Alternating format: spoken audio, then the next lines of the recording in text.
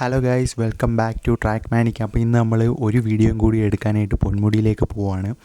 ആദ്യമേ ഫുള്ളായിട്ട് ഞാൻ വീഡിയോ എടുത്തിട്ടില്ലായിരുന്നു നേരത്തെ പോയപ്പോൾ 180 കൊണ്ട് പോയ സമയത്ത്. ഇന്ന് നമുക്ക് V4 കൊണ്ട് പോവാം. V4 കൊണ്ട് പോയിട്ട് നല്ല പിക്കും കാര്യങ്ങളും എല്ലാം എടുക്കാം. അപ്പോൾ അങ്ങോട്ടേക്ക് ഒരുപാട് നാൾക്ക് ശേഷം ഇന്ന് രണ്ടാമത് ഞാൻ പൊന്മുടിയിലേക്ക് പോവുകയാണ്. എന്ന് വെച്ചാൽ ഫസ്റ്റ് ആ ഒരു വീഡിയോസ് അന്ന് എടുത്ത സമയത്ത് അധികം നിവൃത്തി അടഞ്ഞില്ല. എന്ന് വെച്ചാൽ അതെനിക്ക് അങ്ങോട്ട് ഡൈജസ്റ്റ് ആയില്ല. അത് എടുത്തതിൽ എന്തോ ഒരു മിസ്റ്റേക്ക് പോലെ പറ്റി.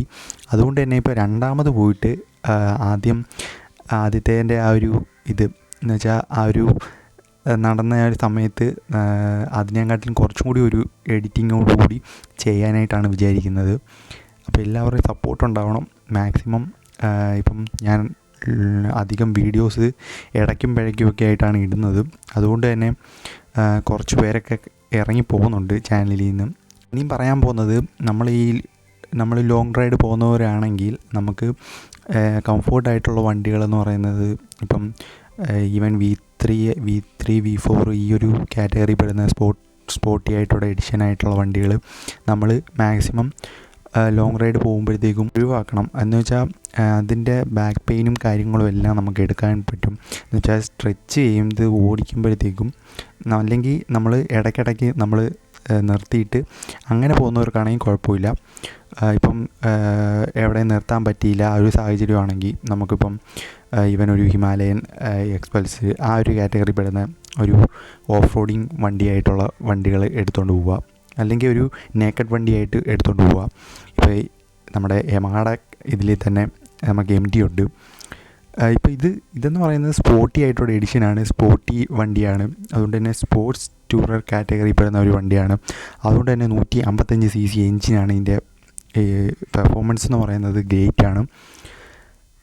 അതുകൊണ്ട് തന്നെ ഒരു രക്ഷയില്ലാത്ത ഫീലാണ് ഇതിനകത്ത് പോകുമ്പോഴത്തേക്കും. അതുകൊണ്ട് തന്നെ നമുക്ക് ലോങ് റൈഡ് പോകുമ്പോഴത്തേക്കും നല്ല ഇതാണ്, നമുക്ക് മൈലേജും ഉണ്ട്.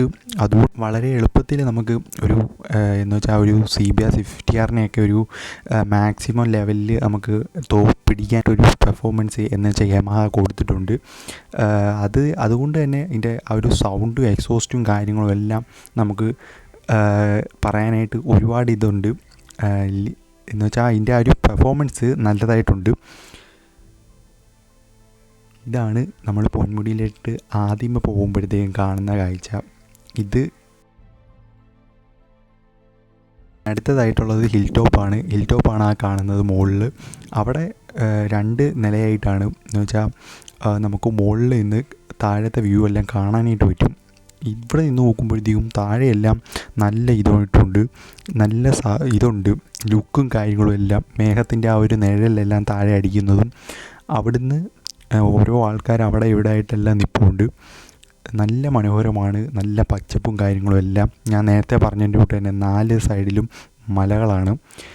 ഒരു രക്ഷയില്ലാത്ത ഫീലാണ് ഇവിടെ നിന്ന് കഴിഞ്ഞാൽ. അത് ഈ ഒരു നൂൺ ടൈമിൽ മോർണിംഗ് വീട്ടിൽ നിന്ന് ഇറങ്ങിയിട്ട് ഇവിടെ വന്നത് തന്നെ ഒരു 12:30-1 മണിയായി.